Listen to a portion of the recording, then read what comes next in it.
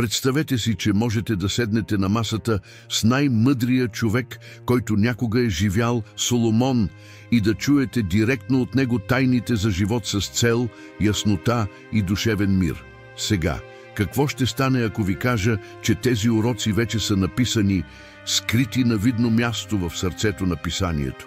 През вековете поговорките са били повече от красиви фрази. Те са били компаси във времена на хаос, карти за трудни решения, огледала, които разкриват скрити намерения. Мнозина ги преглеждат набързо, малцина се задълбочават и почти никой не ги прилага в дълбочина. Но това видео е за тези, които искат повече. Днес ще отключим 10 принципа, които не само осветяват пътя, но напълно трансформират начина, по който живеете, избирате, общувате и слушате Божия глас. Готови ли сте за това пътуване на приложена духовна мъдрост? Първи урок – началото на истинската мъдрост. Всичко започва с вътрешна нагласа. Не става дума за запаметяване на стихове или за това да изглеждаш свят. Става дума за това, къде почива сърцето ти, когато никой не гледа. В притчи Соломон пише: «Страхът от Господа е началото на знанието». Тази дума страх не означава страх, а по-скоро благоговение. Това е онова дълбоко уважение, което възниква, когато осъзнаеш, че има нещо безкрайно по-велико, което ръководи всичко. И именно в това разпознаване се ражда яснотата. Знаете ли онова чувство на загуба, дори когато правите всичко както трябва? Често това е така, защото основаваме решенията си на мнения, а не на вечни основи. И когато духат ветровете, защото винаги го правят, само това, което е твърдо установено, важи. Виждали ли сте някога дърво с плитки корени в разгара на буря? Опитва се да се задържи изправен, но по-силен вятър е достатъчен да го отвее. Сега, дърво с дълбоки корени може да се люлее, но остава. Тази мъдрост от притчи не е просто теория, тя е практична. Учи ви да избирате взаимоотношения с проницателност, да живеете смирено според Библията и да прилагате вярата си в ежедневния си живот с смелост. Когато започнете с страх, всичко се променя. Думите ви имат по-голяма тежест, решенията ви имат повече посока и духът ви намира почивка, дори когато светът е бурен. Искате ли пример от реалния живот? Вижте Данаил в Вавилон. Той беше заобиколен от култура, лукс и натиск. Но той остана непоколебим. Защо? Защото мъдростта му дойде отгоре. Той не се пусна по течението, последва страха. И поради това Бог го постави на почетни места. Мъдростта от небето не просто осветява пътя ви, тя ви поставя там, където никакви усилия не могат да ви отведат. Затова ви питам, живеете ли според мъдростта, която започва с Бог, или според предчувствието на собствения си разум? Защото основата, която избирате днес, определя изграждането на живота ви утре. Втори урок – слушането е посилно от говоренето. В шума на съвременния свят онези, които се научават да слушат, стават рядкост и силни. В притчи четем: да отговаряш преди да си изслушал е глупост и срам.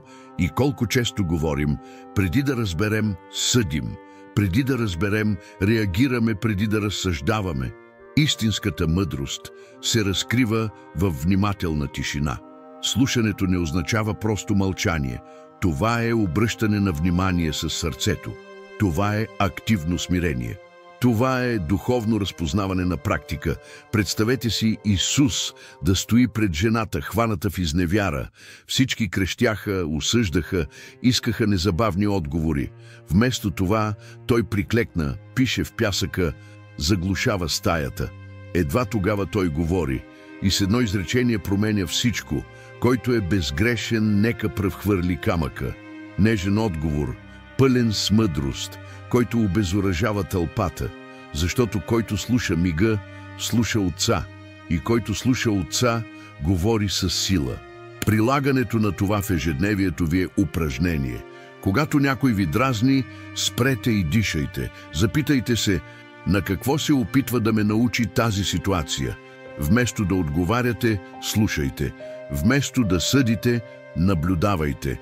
Ще забележите, Мълчанието има по-голямо въздействие от хиляди импулсивни думи. Това се отнася за християнските взаимоотношения, семейните конфликти и дори социалните медии. Тези, които владеят езика, владеят духа. Искате ли да живеете разумно в отношенията? Започнете като слушате повече. Съветът на Соломон е ясен. Глупавият говори твърде много, мъдрият слуша внимателно. Слушането лекува рани, спасява бракове и предотвратява лоши решения. Нещо повече, слушането на Бог сред шума напълно трансформира вашето пътуване. И не се заблуждавайте, Бог все още говори. Въпросът е, още ли слушаш? И когато се научите да слушате, вашата реч естествено също се променя. И това ни води до следващия урок. Трети урок. Избори, които лекуват тялото и душата. В притчи Соломон казва: «Сине мой, не забравяй моите учения, защото те ще удължат живота ти и ще ти донесат мир». Мъдростта не е само духовна, тя има реални ефекти върху тялото, ума и душата.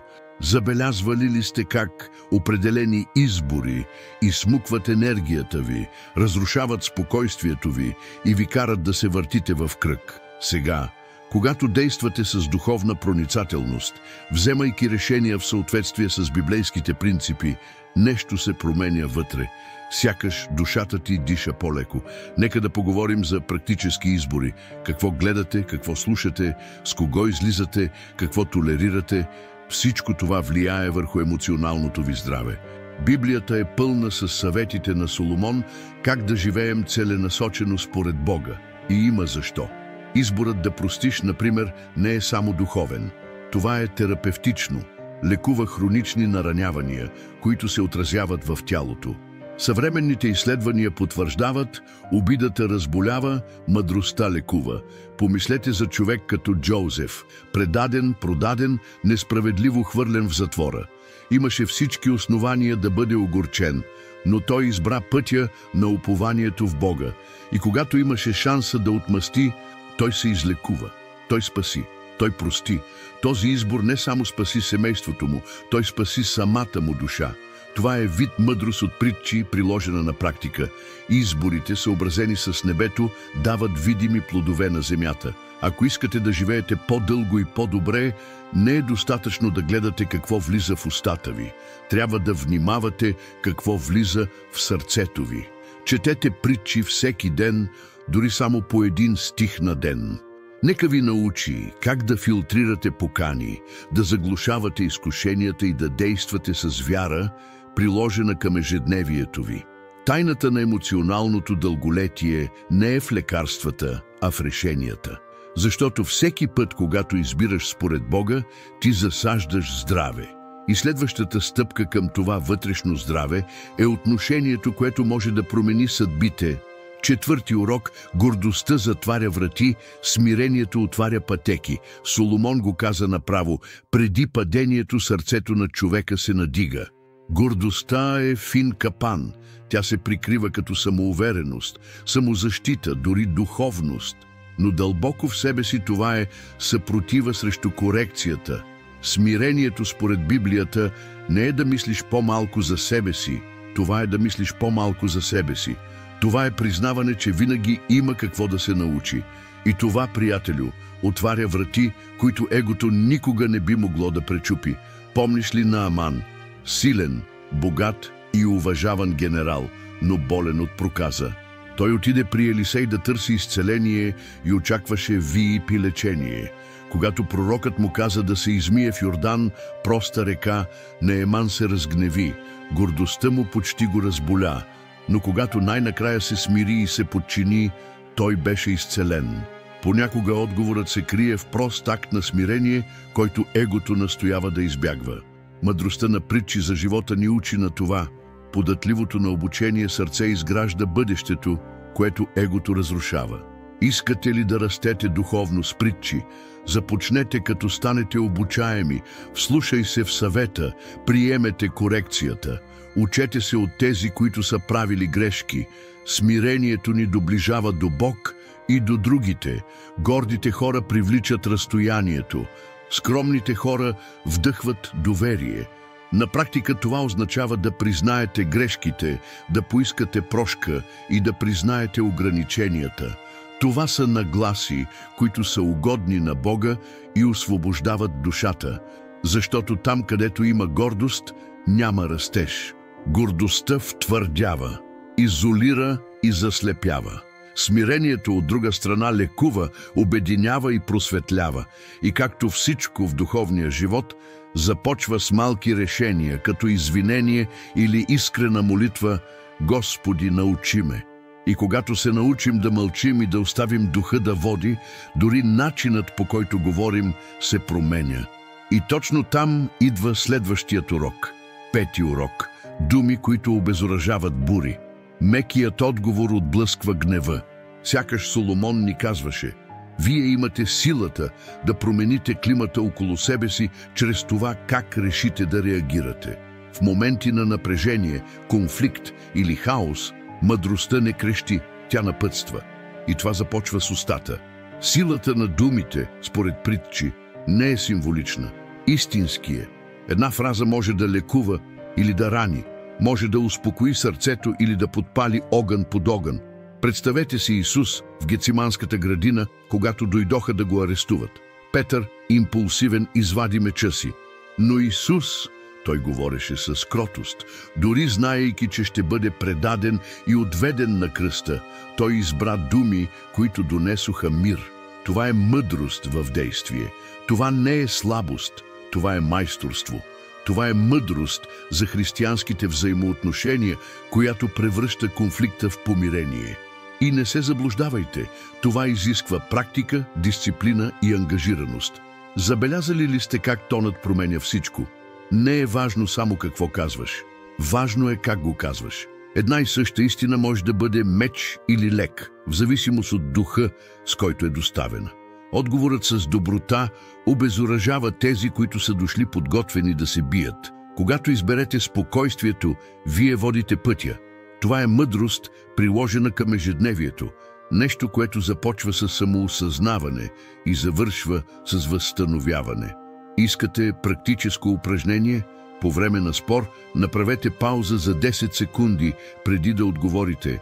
Дишайте, молете се вътрешно. Кажете си: няма да подклаждам бурята. След това говорете с намерението да градите, а не да печелите. Така се развива християнският характер. Вие не просто разрешавате конфликт, вие сте оформени в образа на Христос. И след като се научите да говорите мъдро, следващата стъпка е да внимавате с кого споделяте тези думи, защото подходящата среда подхранва духа. И това ни води до следващия урок. Шести урок. Кажи ми с кого излизаш. Който ходи с мъдри хора, ще бъде мъдър, но другарът на глупаците ще претърпи загуба. Притчи не само предупреждават, но разкриват духовна истина. Взаимоотношенията оформят нашата съдба. Може да имате най-добрите намерения на света, но ако сте заобиколени от гласове, които ви отдалечават от Бог, рано или късно душата ви ще се умори. Мъдростта за християнските взаимоотношения започва с искрения въпрос. С кого сте ходили? Помислете за Рут. Тя избра да ходи с Наоми, дори когато всичко изглеждаше изгубено. Този съюз я доведе до полето на Вооз и от това поле до рода на Давид и от рода на Давид до Исус. Всичко започна с релационен избор. Това не е случайно, това е принцип. Съветът на Соломон отеква в тази история. Добре подбраните съюзи отварят неочаквани пътища. Ходенето с мъдрия е вървене към целта. На практика това означава да прецените кой има достъп до вашата поверителност. Кои са 5 души, които влияят най-много на вашите мисли? Приближават ли те по-близо до Бог или те отвличат от важните неща? Приятелствата, които се изграждат, носят практическа духовна проницателност. Те те коригират с любов, повдигат те, когато паднеш, и те насочват към небето, когато всичко, което виждаш, е болка. Не става дума за съдене или изоставяне. Става дума за позициониране. Можеш да обичаш всеки, но не трябва да даваш интимен достъп на всеки. Това предпазва вашето пътуване. И ако се чувствате сами на това пътуване днес, молете се за божествени връзки. Бог е майстор в пресичането на пътища с цел. Понякога всичко, което трябва да направите, е да се присъедините към Него и Той ще приведе правилните хора към вас. Защото, когато вървиш с онези, които живеят според истината, започваш да разпознаваш нейната стойност и това ни води до следващия урок. 7 урок. Истината е крепост. Лъжливите устни са мерзост за Господа, но онези, които постъпват вярно, са Негова наслада. Тази фраза от притчи е повече от морално предупреждение. Това е зов за свобода. Да живееш почтено означава да живееш леко. Лъжите, дори и дребните, носят невидима тежест. Те ни обвързват с версии на себе си, които не сме, и ни отдалечават от това, което Бог желае да изгради в нас. Истината пък укрепва душата. То не защитава образа, то поддържа духа. Помислете за Йосиф от Египет. Можеше да избегне затвора, ако преговаряше честно. Но той избра почтеността, беше несправедливо обвинен, да, но Господ видя и навреме го издигна до втората най-мощна позиция в Египет, защото истината е невидимо семе, в началото изглежда безполезно, но когато разцъфти, никой не може да отрече плода. Да живееш в истината означава да живееш с здрава основа, нищо не те разклаща лесно. На практика прилагането на поговорките в ежедневието означава да прегледаме къде сме се поддали на полуистините. Знаете ли тази подробност, която пропускаме, за да изглеждаме по-добре? Това извинение, което прикрива недостатък. Всичко това са пукнатини в основата. И когато основата е крехка, къщата се срутва при първата буря. Почтеността не е съвършенство, това е съгласуваност между това, в което вярваме, и начина, по който живеем. Искате ли да растете духовно с притчи? Започнете, като прегърнете истината в малките неща. Признавайте грешки, говорете ясно, бъдете честни дори когато никой не ви гледа. Това е угодно на Бога и ви прави свободни, защото там, където има лъжа, няма траен мир. Истината може да боли в началото, но накрая лекува. Лъжите от друга страна утешават в началото, но понасят тежко по-късно. И когато думите ви съвпадат с истината, вие започвате да разбирате тежестта, която носят. И това ни води към следващия урок. 8 урок. Езикът има силата на живота или смъртта. Смъртта и животът са във властта на езика.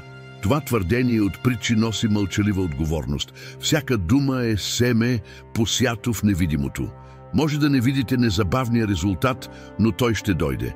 Думите изграждат домове, възстановяват душите и укрепват сърцата.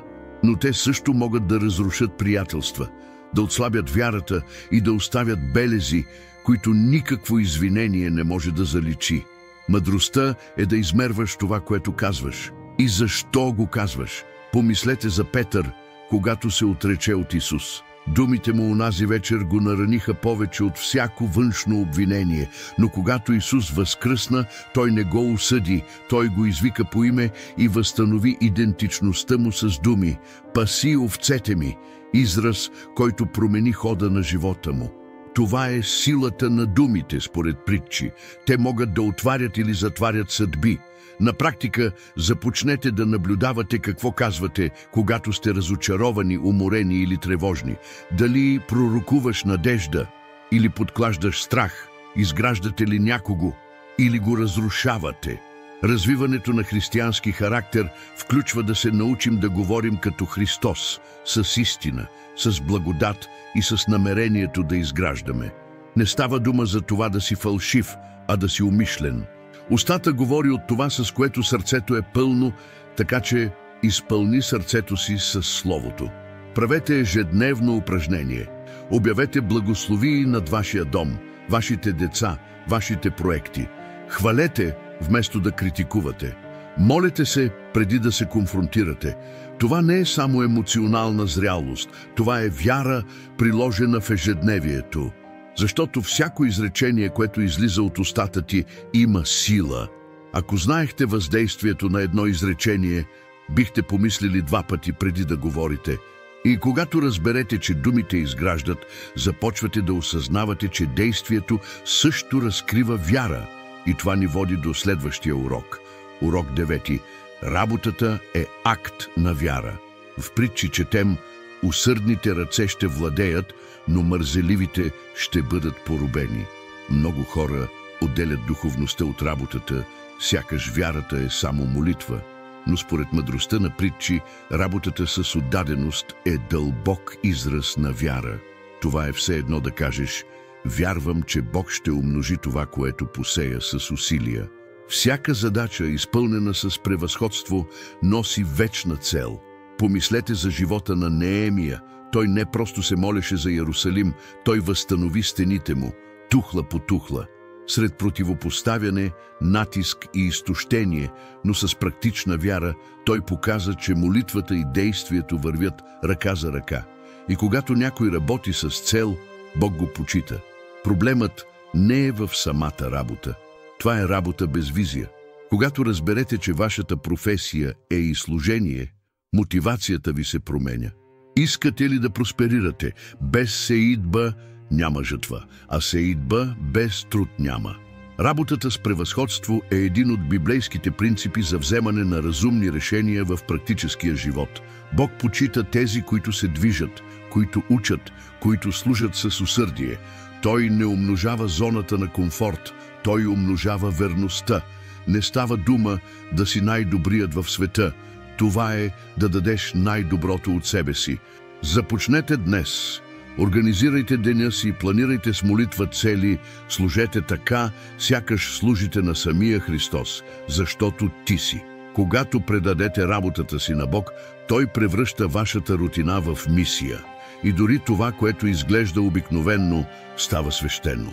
Жътвата, която желаете, е в полето, което избягвате. Почвата е готова, небето очаква действие. И дори когато действате с вяра, ще има моменти на несигурност. И тук идва последният и може би най-дълбокият урок. 10-ти урок. Доверие дори и без разбиране. Уповавай на Господа с цялото си сърце и не се облягай на собственото си разбиране. Притчи затварят с мощен ключ. Вяра, която не изисква обяснения. Има пътища, които изглеждат нелогични, врати, които се затварят без причина, и неочаквани обрати, които нарушават плановете ни. Но истинската мъдрост не е в разбирането на всичко. Става дума за доверие. Дори когато нищо няма смисъл, защото Бог не ни води чрез виждане, Той ни води чрез вяра. Помислете за Авраам. Бог каза: напусни страната си и иди в земя, която ще ти покажа. Подробности няма. Пътна карта няма. Имаше само една посока – доверие и върви. Авраам стана баща на множества не защото разбра, а защото се подчини. Това е вярата, която притчи ни канят да живеем. Вярата, приложена в ежедневието. Вяра, която продължава дори със сълзи в очите, дори когато всичко около нас ни казва да спрем. На практика това означава да се откажете от плановете си, решенията си, страховете си. То казва: Боже, не виждам края на пътя, но се доверявам на този, който ръководи стъпките ми. Това доверие не идва от религията, то идва от връзката. Колкото повече познавате Божието сърце, толкова по-малко трябва да разбирате пътя. Ето как да живеем с цел, според Библията, не с контрол, а с отдаване. Искате ли да растете духовно с притчи? Започнете, като декларирате: Господи, дори без разбиране, вярвам, и живейте ден по ден с поглед на високо. Защото върховната мъдрост не е да знаеш всичко. Това е да знаеш къде да разчиташ, когато всичко изглежда несигурно. Картата може да се провали, GPS-ът може да се срине, но ръководството никога не прави грешки. И когато живеете по този начин, воден от вяра, основан на вечни принципи, всичко около вас започва да се подрежда. Умът ви се избистря, сърцето ви укрепва и истинската мъдрост най-накрая разцъфтява. Сега, след като научихте тези 10 мощни урока от притчи, нека ви попитам: кой докосна сърцето ви най-много? Кое смятате, че трябва да кандидатствате днес, без да чакате по-добро време? Защото мъдростта генерира трансформация само когато се превърне в действие. Живяхте ли с цел или просто реагирахте на времето? Вашите думи излекуваха или нараниха? Дали вашите решения са ви доближили до Бог или просто са подсилили това, което светът очаква от вас? Отразете. Поканата тук не е към религиозността. Това е живот, съобразен с небето, където всеки избор носи вечност. И ако това съдържание ви е назидало, споделете го с някой, който също се нуждае от тази светлина. Абонирайте се за канала, включете известията и се присъединете към нас в това пътуване на практическа вяра, жива мъдрост и истинска трансформация. Тук всяко видео е повече от просто съдържание, то е покана за духовна зрялост.